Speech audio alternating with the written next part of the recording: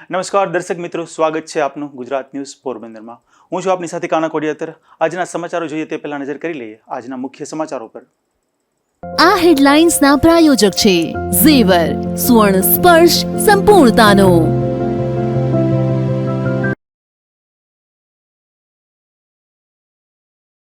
પોરબંદરમાં સ્મશાન ભૂમિની હાલત બદતર, અનેક સુવિધાનો અભાવ, લાકડાનું ગોડાઉન જર્જરિત હાલતમાં હોવાનો ડાઘુઓમાં રોષ।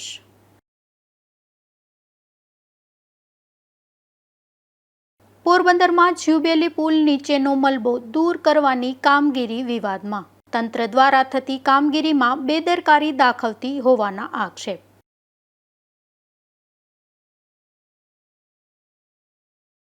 પોરબંદરમાં આવાસના મકાનોમાં પોપડા પડવાની વધુ એક ઘટના। વારંવાર અકસ્માતો સર્જવા છતાં તંત્રના મૌનને લઈ લોકોમાં રોષ। પોરબંદરમાં પોક્સોના ગુનામાં ફરાર આરોપીને પોલીસે ઝડપી લીધો। રાજકોટ ખાતેથી આરોપીને ઝડપી પોલીસે કરી કાયદેસરની કાર્યવાહી। પોરબંદરની હિન્દુ સ્મશાન ભૂમિમાં લાકડા રાખવાનું ગોડાઉન અને ડાઘુઓ માટેની બેઠક વ્યવસ્થા અતિ જર્જરિત હાલતમાં છે, જેમાં વરસાદી પાણી ગોડાઉનમાં ટપકતા લાકડાનો જથ્થો પલળી જવાની ભીતિ વ્યક્ત થઈ રહી છે। ત્યારે સ્થાનિકોએ મહાનગરપાલિકા પાસે તાત્કાલિક સમારકામની માંગ કરી છે।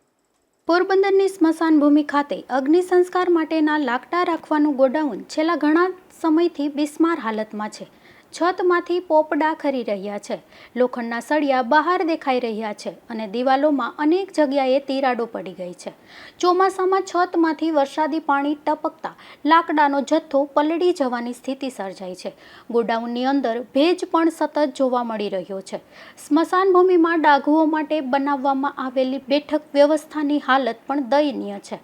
છતમાંથી પાણી ટપકે છે, પોપડા ખરી રહ્યા છે અને પંખાની પણ કોઈ વ્યવસ્થા નથી, જેના કારણે અંતિમ વિધિ માટે આવતા લોકોને ભારે હાલાકીનો સામનો કરવો પડે છે।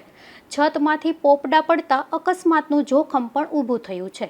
સ્થાનિકોનું કહેવું છે કે એક તરફ મહાનગરપાલિકા શહેરના બાગ બગીચા અને અન્ય વિકાસ કાર્યો પાછળ કરોડો રૂપિયાનો ખર્ચ કરે છે, જ્યારે વર્ષોથી સ્મશાન ભૂમિ જેવી આવશ્યક સુવિધાની અવગણના કરવામાં આવી રહી છે। તેમણે તાત્કાલિક સમારકામ કરીને સુરક્ષિત અને યોગ્ય સુવિધા ઉપલબ્ધ કરવાની માંગ કરી છે। નિપુલ પોપટ સાથે અશોક થાનકી, ગુજરાત ન્યૂઝ, પોરબંદર।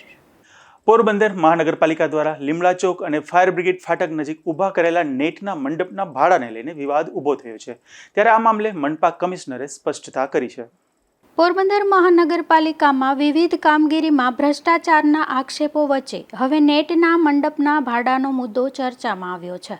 લીમડા ચોક અને ફાયર બ્રિગેડ ફાટક પર રેલવે ફાટક બંધ રહેતા વાહન ચાલકોને ગરમીથી રાહત મળે તે માટે નેટના છાંયડાની વ્યવસ્થા કરવામાં આવી હતી। આ બંને સ્થળે 15 બાય 15 કદના મંડપ માટે પ્રતિદિન ₹2400 મુજબ કુલ ₹4800નું ભાડું નક્કી કરાયું હોવાનું સામે આવ્યું છે, જેને લઈને પ્રશ્નો ઉઠ્યા છે। રેલવે ફાટક પાસેની શેડના તડકો ન લાગે એટલે ઊભા કરી રહ્યા છે। એમાં આક્ષેપ છે કે મહાનગરપાલિકા રોજનું મોટું ભાડું ચૂકવી રહી છે, 5000 જેવું। ખરેખર શું છે? ગત ઉનાળા દરમિયાન લોકો જ્યારે ક્રોસિંગ પાસે ઊભા રહેતા હોય ત્યારે એનો તડકો ન લાગે એવી સરકાર સુધી સૂચનાઓ હતી। એની સંદર્ભે પોરબંદર શહેરમાં જે રેલવે સ્ટેશન પાસે ફાટક બંધ રહેવાના સંજોગોમાં લોકો ત્યાં એકત્રિત થતા હોય છે, તેઓને તડકોની લૂ ન લાગે તે માટે કોર્પોરેશન દ્વારા આ જગ્યાએ મંડપ બાંધવાની કામગીરી કરીને શેડ બનાવવામાં આવેલા હતા।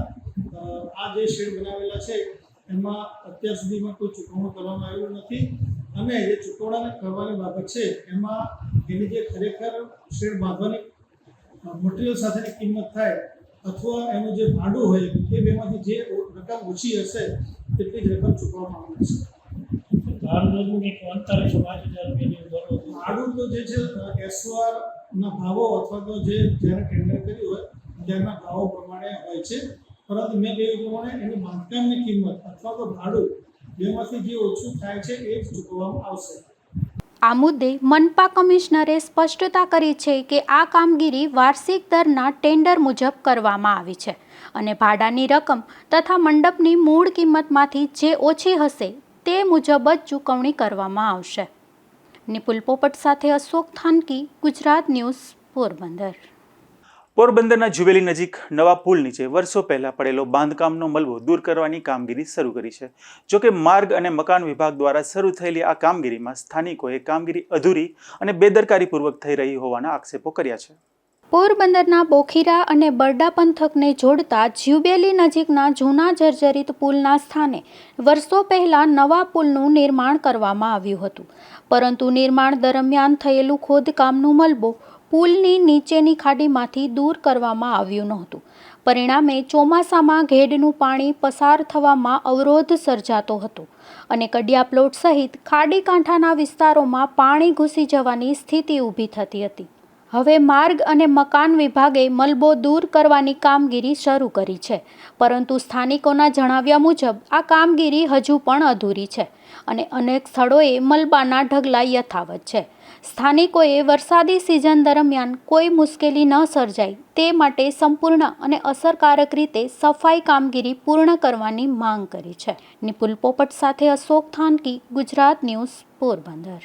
સમસ્ત બારગામ ખારવા જ્ઞાતિના નવનિયુક્ત વાણોટના સન્માન પ્રસંગે રાજ્યના વન અને પર્યાવરણ મંત્રી મોઢવાડિયા પંચાયત મઢી ખાતે પહોંચ્યા હતા, જ્યાં તેમણે વાણોટને શુભેચ્છાઓ પાઠવી સમાજની એકતા અને સાગરખેડુના વિકાસ માટે સરકારની વિવિધ યોજનાઓ અંગે માર્ગદર્શન આપ્યું હતું. સમસ્ત બારગામ ખારવા જ્ઞાતિના વાણોટ તરીકે કાંતિભાઈ બાદરશાહીની વરણી થતાં પંચાયત મઢી ખાતે સન્માન સમારોહ યોજાયો હતો. આ પ્રસંગે રાજ્યના વન અને પર્યાવરણ મંત્રી અર્જુનભાઈ મોઢવાડિયાએ ઉપસ્થિત રહી નવનિયુક્ત વાણોટને શુભેચ્છાઓ પાઠવી અને તેમની નવી જવાબદારી સફળતાપૂર્વક નિભાવવા શુભકામનાઓ વ્યક્ત કરી હતી.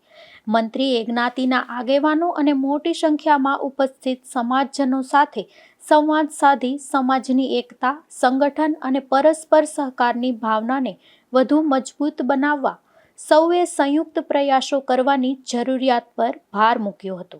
આ સાથે તેમણે સાગરખેડુના સર્વાંગી વિકાસ માટે રાજ્ય સરકાર દ્વારા અમલમાં મૂકવામાં આવતી વિવિધ કલ્યાણકારી યોજનાઓ અંગે માહિતી આપી હતી.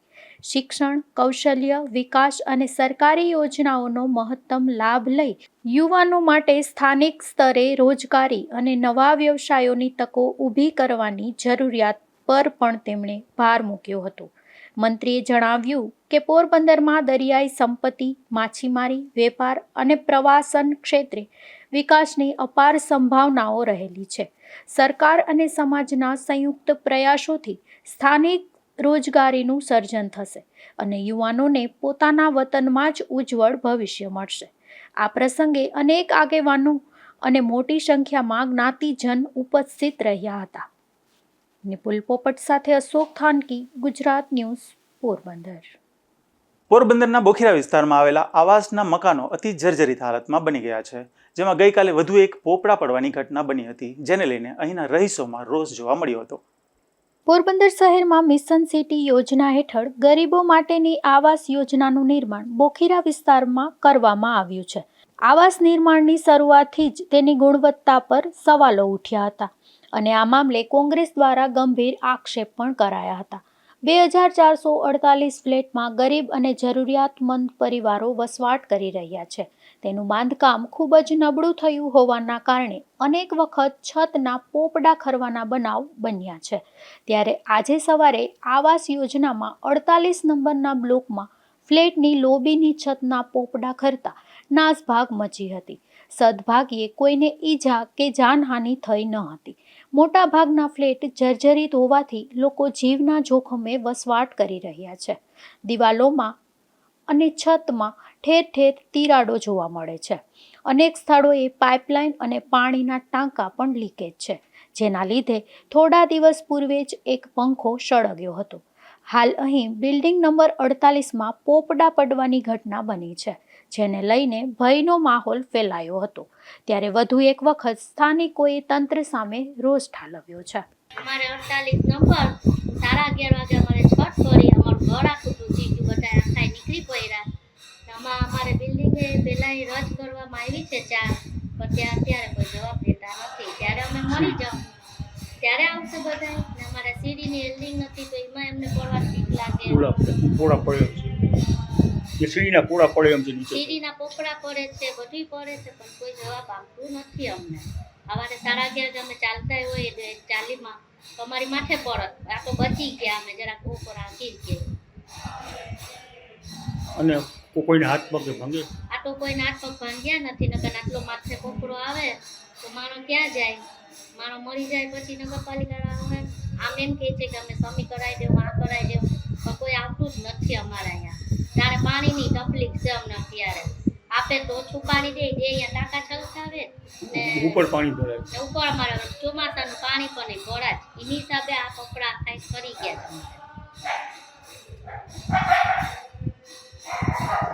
વહેલાસર પગલાં લેવા વિનંતી. વહેલાસર પગલાં લેવા વિનંતી. વહેલાસરથી પગલાં લેવો તો અમે જીવવું, નકર અમારે તો અહીંથી ખાલી કરવાનું જવાનું જ ને. તો ક્યાં જઈએ? અમે જઈએ તો ક્યાં જઈએ? અમે ભાડા તો ભરી શકીએ એમ નથી અત્યારે. એટલે મહેરબાની કરીને તમે જોઈ જાઓ વહેલેસરથી ને કંઈક બિલ્ડિંગનું રિપેરિંગ કરાવો. ઉપર સરકારને કહેવો તમે. પાલિકાવાળાને નમ્ર વિનંતી કે 48 નંબરની બિલ્ડિંગમાં આજે રાત્રે ગોળા પડ્યા ને એકદમ વજનદાર ગોળા પડ્યા ને જો માથે પડ્યું હોય કોઈને તો જીવનો જોખમ હતો. એટલે છે ને નગરપાલિકાવાળાને નમ્ર વિનંતી કે તાત્કાલિક હવે આનું નિવારણ કરો. માંથી ગોળા પડે, ઉપર પાણી ભરાય એટલે તો આ સર્જરી થઈ પડવાનું છે. જય ભારત સાથે જણાવવાનું કે આ બિલ્ડિંગ જીતી સમયની અંદર એન્જિનિયરોએ, નગરપાલિકાના એન્જિનિયરો, સરકારશ્રીના એન્જિનિયરોએ આશા કરેલી છે. આ બિલ્ડિંગની અંદર અવારનવાર ચોથી ફેરે આ ગોળા પડે છે અને આ બિલ્ડિંગો આ વિડીયો ઉતારીને મોકલીએ છીએ. જેથી કરીને નમ્ર વિનંતી કે તમે જે કાંઈ પણ હોય આની કામગીરી વહેલાસર તમે ચાલુ કરાવો. સીડીના પોપડા પડે છે, સીડીમાંથી બધા પોપડાઓ પડે છે. આ બિલ્ડિંગ છે 48 નંબરની બિલ્ડિંગ છે આવાસની. નમ્ર વિનંતી કે આની અંદર તમે કાંઈ પણ કામગીરી કરો. બાકી બીજા બધાના આની અંદર હાથ પગ અથવા જીવ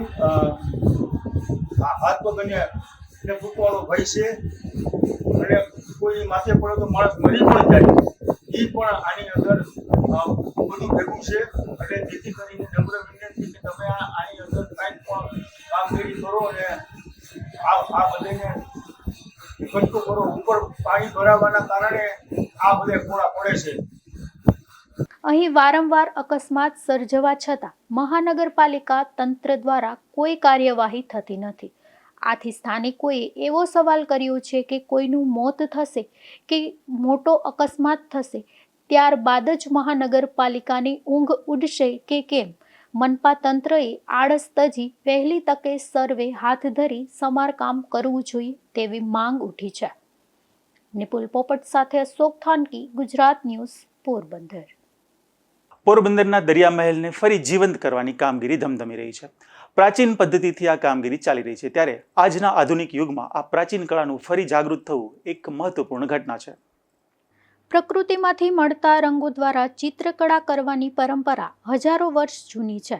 માનવ સંસ્કૃતિના આરંભથી જ માટી, ખનિજ, વનસ્પતિ અને કોયલા જેવા તત્વોથી બનાવાયેલા રંગોનો ઉપયોગ કરીને દિવાલો અને ગુફાઓ પર ચિત્રો દોરવામાં આવતા હતા.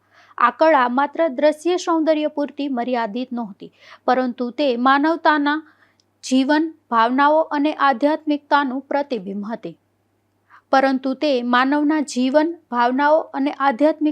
પ્રતિબિંબ હતી. આજના આધુનિક યુગમાં જ્યાં કૃત્રિમતા વધી રહી છે, ત્યાં આ પ્રાચીન કળાનો પુનર્જાગરણ એક મહત્વપૂર્ણ ઘટના છે અને તેનો જીવન દાખલો પોરબંદરમાં જોવા મળે છે. મહેલનું બાંધકામ ઈસવીસન 1891માં શરૂ કરવામાં આવ્યું હતું અને ઈસવીસન 1903માં ₹1,18,700ના ખર્ચે તે પૂર્ણ થયું હતું. આ ભવ્ય મહેલ રાજવી શૈલી, કલાત્મકતા અને સ્થાપત્યની સમૃદ્ધિનું અનોખું પ્રતીક છે. આ જ ઐતિહાસિક સ્થળે પોરબંદરના અંતિમ મહારાણા નટવરસિંહજીનો રાજતિલક 26 જાન્યુઆરી 1920ના રોજ યોજાયું હતું અને તેમણે 1947 સુધી શાસન કર્યું હતું. ભારતની સ્વતંત્રતા મળ્યા બાદ ઈસવીસન 1955માં સરકારે મહારાણા પાસે માત્ર 2 રૂમોની માંગણી કરી હતી, પરંતુ મહારાણાની ઉદારતા અને શિક્ષણ પ્રેમ અદ્વિતીય હતા. તેમણે પોતાનું આખું દરિયા મહેલ, આશરે 100 એકર જમીન, ફર્નિચર અને તમામ સુવિધાઓ સાથે શિક્ષણ માટે દાનમાં આપી દીધું હતું. દાન આપતી વખતે તેમણે ભાવુક શબ્દોમાં કહ્યું હતું, જેમ મારી માએ આ મહેલ સાચવ્યો છે તેમ તમે તેને સાચવજો, અને જેમ મારી માએ મારો ઉછેર કર્યો છે તેમ આ સંસ્થાનો ઉછેર કરજો. આ શબ્દો આજે પણ આ સંસ્થાના દરેક ખૂણામાં ગુંજતા લાગે છે. આજના સમયમાં આ મહેલ RGT Shri Ramba graduate teachers college તરીકે કાર્યરત છે. આ સંસ્થાના વિકાસ માટે ગવર્મેન્ટ ઓફ ગુજરાત દ્વારા મહત્વપૂર્ણ અનુદાન આપવામાં આવ્યું છે, જે GCERT ગાંધીનગર મારફતે SSA હેઠળ ફાળવવામાં આવે છે. ઈસવીસન 2020માં ફેઝ 1 માટે ₹7.32 કરોડ અને ઈસવીસન 2024માં ફેઝ 2 માટે ₹17.82 કરોડની મંજૂરી આપવામાં આવી છે. આ વિકાસ કાર્યમાં પોરબંદરના લોકોની લાગણીઓ, સહયોગ અને સંસ્થાઓની પ્રતિબદ્ધતા મળી એક સંકલિત પ્રયત્ન બની રહ્યા છે. 123 વર્ષ જૂનો દરબાર હોલ આ સમગ્ર પ્રોજેક્ટનું હૃદય છે. અહીંના ભિત્તિચિત્રો આજે ફરી જીવંત બની રહ્યા છે. આ કામ પ્રાકૃતિક રંગો સંપૂર્ણપણે હસ્તકલા દ્વારા તૈયાર થાય છે અને દરેક તબક્કે તેનું સૂક્ષ્મ નિરીક્ષણ કરવામાં આવે છે. આ કાર્ય માત્ર ટેકનિકલ નથી, આ એક પૂજા સમાન અભિગમ છે. દરબાર હોલના દિવાલ ચિત્રો સિવાય પણ અહીં એક વિશેષ કાર્ય ચાલી રહ્યું છે. વર્ષ 1904માં બનાવાયેલા કેનવાસ ચિત્રોનું વૈજ્ઞાનિક રીતે પુનઃસ્થાપન કરવામાં આવી રહ્યું છે. આ માટે એક અત્યાધુનિક લેબોરેટરીમાં સૂક્ષ્મ અને ટેકનિકલ પ્રક્રિયા દ્વારા કામ કરવામાં આવે છે. ચિત્રોના મૂળ રંગ, ટેક્સચર અને રચનાને જાળવી રાખવા માટે આંતરરાષ્ટ્રીય ધોરણો અનુસરવામાં આવે છે. સાથે સાથે કાચ પર બનાવાયેલા ચિત્રોનું પણ સંરક્ષણ કરવામાં આવી રહ્યું છે. મહેલમાં આવેલા સ્ટેઇન્ડ ગ્લાસ ચિત્રો જે પ્રખ્યાત ચિત્રકાર રાજા કવિવર્માની શૈલીથી પ્રેરિત છે, તેનું પણ સંપૂર્ણ સમારકામ કરવામાં આવી રહ્યું છે. આ તમામ કામોમાં સંરક્ષણના નિયમોનું કડક પાલન કરવામાં આવે છે, જેથી મૂળ કળાની અસલિયત જળવાઈ રહે. દરબાર હોલનું 123 વર્ષ જૂનું ઝુમર હવે ફરી તેના મૂળ સ્વરૂપમાં લાવવામાં આવી રહ્યું છે. આ કાર્ય માટે લખનૌના નિષ્ણાંત ચાંદ મોહમ્મદ કાર્યરત છે. તેમણે પોતાના જીવનમાં અનેક ઐતિહાસિક ઝુમરનું સમારકામ કર્યું છે, જે તેમની કુશળતા અને અનુભવોનું પ્રતિબિંબ છે. જો આ સંસ્થાને હજુ વધુ વિકસાવવામાં આવે અને તેને યોગ્ય દિશામાં આગળ વધારવામાં આવે તો દરિયા મહેલ માત્ર ગુજરાત પૂરતું મર્યાદિત નહીં રહે. તેમાં એવી ક્ષમતા છે કે તે સમગ્ર ભારત માટે અને કદાચ વિશ્વ સ્તરે પણ એક શ્રેષ્ઠ શૈક્ષણિક અને સંશોધન કેન્દ્ર તરીકે ઉભરી શકે. આ મહેલમાં અનેક વિભૂતિઓએ અભ્યાસ કર્યો છે અને પોતાના જીવનમાં મહત્વપૂર્ણ યોગદાન આપ્યું છે. આ ઇતિહાસ દર્શાવે છે આ સંસ્થા માત્ર ભૂતકાળનો વારસો નથી, પરંતુ ભવિષ્ય માટેની અસીમ સંભાવનાઓ ધરાવે છે. પોરબંદરમાં ચાલી રહેલું આ સમગ્ર કાર્ય એ દર્શાવે છે કે વારસાનું સંરક્ષણ માત્ર ઇમારતોને સાચવવું નથી, તે સંસ્કૃતિ, લાગણીઓ અને ઇતિહાસને જીવંત રાખવાનો પ્રયાસ છે. વારસો સાચવવો એ માત્ર કામ નથી, એ એક શ્રદ્ધા છે, એક વિશ્વાસ છે અને સાચા અર્થમાં એક પૂજા છે. નિપુલ પોપટ સાથે અશોક થાનકી, ગુજરાત ન્યૂઝ, પોરબંદર. પોરબંદર જિલ્લાના નિવૃત્ત સહાયક વનરક્ષક પ્રાકૃતિક ખેતી કરી રહ્યા છે, જે પોતાની 20 વીઘા જમીનમાં પ્રાકૃતિક રીતે મગફળી, નાળિયેર, મગ, શાકભાજી અને ચીકુ કેળા જેવા પાકોનું ઉત્પાદન કરે છે. ત્યારે તેમણે પ્રાકૃતિક ખેતી વિશે વિગતવાર માહિતી આપી હતી. મારું નામ ગિરીશ ગોઢાણીયા અને હું રિટાયર્ડ ફોરેસ્ટ ઓફિસર છું. 2018માં રિટાયર્ડ થયો.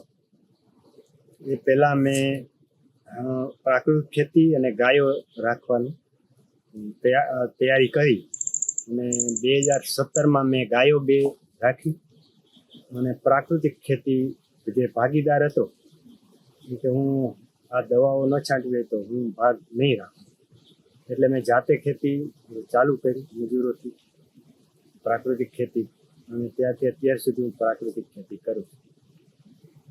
કારણ કે પ્રાકૃતિક ખેતી ખૂબ જ જરૂરી છે.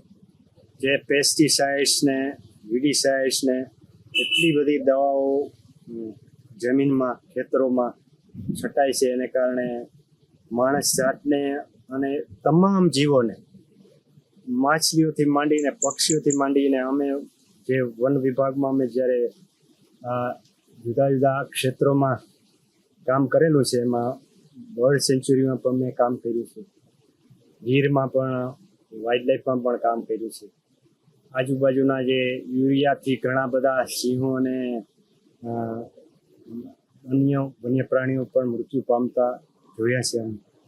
અને જ્યારે પક્ષીઓ અમારા લેબમાં અમે જ્યારે એને એનાલિસિસ કરતા ત્યારે એમાં પણ અમે ઝેર પાયું છે, કારણ કે આ બધું પેસ્ટિસાઇડનું છે. અને એ જ્યારે વરસાદ પડે ત્યારે ખેતરોમાંથી પણ વોટર બોડીમાં જાય છે, જ્યાં માઇગ્રેટરી બર્ડ્સ ઘણા બધા પક્ષીઓ આવતા હોય છે. આ પણ મેં જોયું.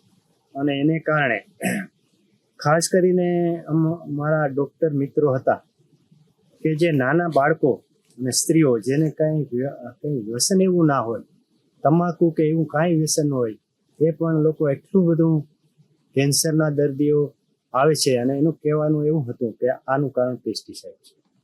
પછી મેં એમાં ઊંડો અભ્યાસ કર્યો.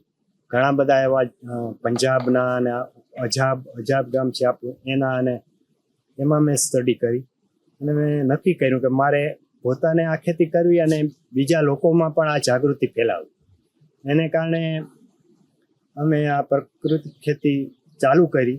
એમાં શરૂઆતમાં થોડી ઘણી તકલીફો પડી, પણ પછી અમને દાખલા તરીકે ઘઉં અથવા મગફળીનો મેં તેલ કાઢી અને એના 4,500 રૂપિયા અમે વેચ્યા હતા. તો એનાથી અમને ઘણો ફાયદો થયો. અને ઘઉં જે માર્કેટમાં 450 રૂપિયા છે, એ અમે 800 રૂપિયા અમે આ વર્ષે વેચ્યું. સરકારશ્રી અત્યારે ખૂબ સારો પ્રયત્ન કરી રહી છે. આપણા રાજ્યપાલ પણ ઘણી મહેનત લઈ રહ્યા છે. મોદીજી પણ એટલું બહુ સારું આમાં ફોકસ કરીને લોકોને અથવા તો જે કંઈ વ્યવસ્થા છે, સંસ્થાઓ છે, એને આમાં જોઈન્ટ કરી રહ્યા છે. એને કારણે અમને ઘણો આમાં આશા છે કે અમે ખૂબ સફળ જઈશું અને વધુમાં વધુ પ્રાકૃતિક ખેતી તરફ ખેડૂતો વળે એવા જે એક સંયુક્ત પ્રયાસો અને જાગૃતિ, અહીં અમે ઘણા પ્રોગ્રામ પણ કરીએ છીએ વાડીમાં અહીંયા, અને આજુબાજુના ખેડૂતોને બોલાવી અને આમાં કેટલા ફાયદાઓ છે. અને ખાસ કરીને તો માનવ જાતિને જો બચાવવી હોય ને તંદુરસ્ત રાખવી હોય તો આ અત્યંત જરૂરી છે. એના વગર કોઈ ઉકેલ જ નથી. કે આપણે કેન્સર છે, હાર્ટ એટેક છે, પેરાલિસિસ છે અને નપુંસકતા છે, ઘણા બધા જે કંઈ પેસ્ટિસાઇડ અને આ ઝેરી દવાઓને કારણે નુકસાન થઈ રહ્યું છે, એના માટે પણ અમે જાગૃતિ ફેલાવીએ છીએ ખેડૂતોમાં. થોડું નહીં તો ભલે 1 વીઘામાં અથવા તો કમસે કમ પોતાનું શાકભાજી, અને એના માટે એ બિલકુલ પ્રાકૃતિક રાખે તો પોતાના કુટુંબને, બાળકોને, અને વધે તો મારી જેમ હું બીજા લોકોને આપું છું. વધે તો બીજા લોકો પણ ખાય તો એને પણ એની તંદુરસ્તીમાં પણ ફાયદો થાય. પોરબંદર મહાનગરપાલિકા દ્વારા રખડતા પશુઓને પકડવાની કામગીરીના અનેક વખત દાવાઓ તો કરાય છે, પરંતુ રખડતા ભટકતા પશુઓનો ત્રાસ શહેરમાં યથાવત હોવાથી લોકો આજે પણ મુશ્કેલીનો સામનો કરી રહ્યા છે. પોરબંદર શહેરમાં રખડતા ભટકતા પશુઓનો બેફામ ત્રાસ જોવા મળે છે, જેને લઈ અનેક માનવ જિંદગીઓ પણ મોતના ખપ્પરમાં હોમી ચૂકી છે. અનેક લોકોને ઈજાઓ થઈ છે. ત્યારે આ મામલે પશુ પકડવા અંગે અનેક વખત રજૂઆત કરવામાં આવી છે. ત્યારે મહાનગરપાલિકા દ્વારા શહેરમાં જાહેર માર્ગો ઉપર રખડતા પશુઓના કારણે વાહન ચાલકો તથા રાહદારીઓને કોઈ પણ પ્રકારની અસુવિધા કે અકસ્માતની શક્યતા ન રહે તે હેતુથી રખડતા ઢોરને પકડવાની કામગીરી સતત હાથ ધરવામાં આવી રહી હોવાના દાવા તો અનેક વખત કરાયા છે, પરંતુ તેમ છતાં આવા રખડતા ભટકતા પશુઓનો ત્રાસ દિન પ્રતિદિન વધી રહ્યો છે. જાહેર માર્ગો અને ગલીઓના રોડ રસ્તાઓ પર અડીંગો જમાવીને બેસતા આવા પશુઓના કારણે લોકોને ત્યાંથી પસાર થવું પણ મુશ્કેલ બને છે. ત્યારે વહેલી તકે પશુ પકડોની કામગીરી તેજ બનાવવામાં આવે તેવી માંગ ઉઠી છે. નિપુલ પોપટ સાથે અશોક થાનકી, ગુજરાત ન્યૂઝ, પોરબંદર. કુતિયાણા પંથકમાં છેલ્લા 1.5 વર્ષથી પાસાનો આરોપી નાસ્તો ફરતો હતો ત્યારે વલસાડ જિલ્લાના ઉમેશ બાબુ પટેલ નામના આ શખ્સને પોલીસે વલસાડના કિલાપારડી સ્ટેશન પરથી ઝડપી લીધો હતો, જેને પોરબંદર લાવી કાયદેસરની કાર્યવાહી હાથ ધરવામાં આવી છે. કુતિયાણા પંથકનો દારૂના ગુનાનો આરોપી છેલ્લા 1 વર્ષથી નાસ્તો ફરતો હતો ત્યારે પોલીસે આ શખ્સને સુરત ખાતેથી ઝડપી લઈ અને કાયદેસરની કાર્યવાહી હાથ ધરી છે. કુતિયાણા પંથકમાં 1 વર્ષ પૂર્વે વિદેશી દારૂ ભરેલો એક ટ્રક ઝડપાયો હતો, જેનો આરોપી ભરૂચ ખાતે રહેતો તિલક હરિકૃષ્ણ પટેલ નામનો શખ્સ છેલ્લા 1 વર્ષથી નાસ્તો ફરતો હતો. ત્યારે આ શખ્સ સુરત ખાતે હોવાની બાતમી મળતા પોરબંદર LCBની ટીમ સુરત રવાના થઈ હતી, જ્યાં કોસંબા ખાતેથી પોલીસે આ શખ્સને ઝડપી લઈ પોરબંદર લાવવામાં આવ્યો હતો અને કાયદેસરની કાર્યવાહી હાથ ધરી હતી. નિપુલ પોપટ સાથે અશોક થાનકી, ગુજરાત ન્યૂઝ, પોરબંદર.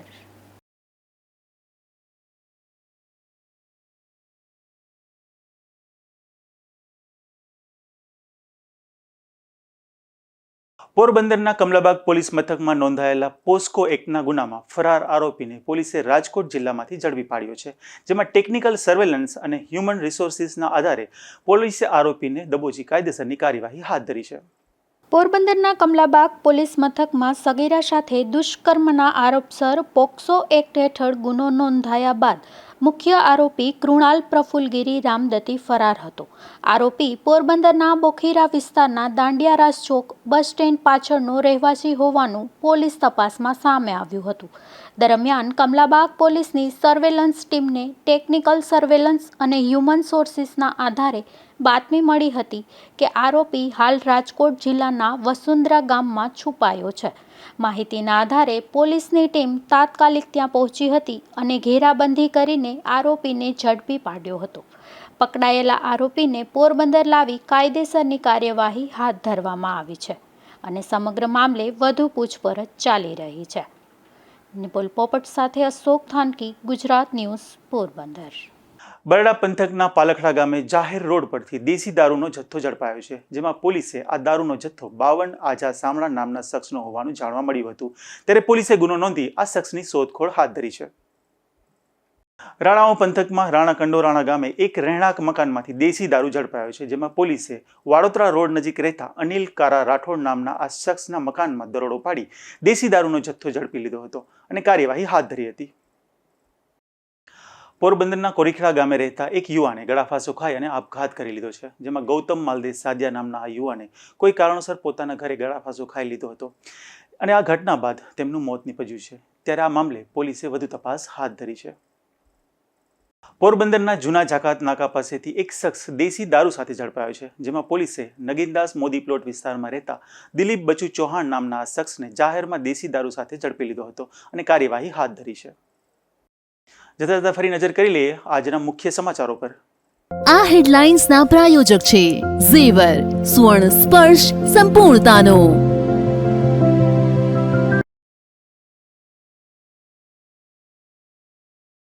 પોરબંદરમાં સ્મશાન ભૂમિની હાલત બદતર, અનેક સુવિધાનો અભાવ. લાકડાનું ગોડાઉન જર્જરિત હાલતમાં હોવાનો ડાઘુઓમાં રોષ.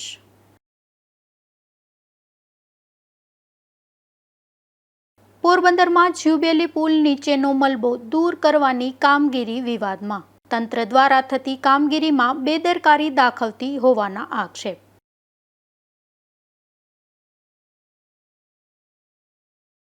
પોરબંદરમાં આવાસના મકાનોમાં પોપડા પડવાની વધુ એક ઘટના. વારંવાર અકસ્માતો સર્જવા છતાં તંત્રના મૌનને લઈ લોકોમાં રોષ. પોરબંદરમાં પોક્સોના ગુનામાં ફરાર આરોપીને પોલીસે ઝડપી લીધો. રાજકોટ ખાતેથી આરોપીને ઝડપી પોલીસે કરી કાયદેસરની કાર્યવાહી. મળીશું આવતીકાલે આ જ સમયે નવા સમાચારો સાથે. ત્યાં સુધી મને રજા આપશો. નમસ્કાર.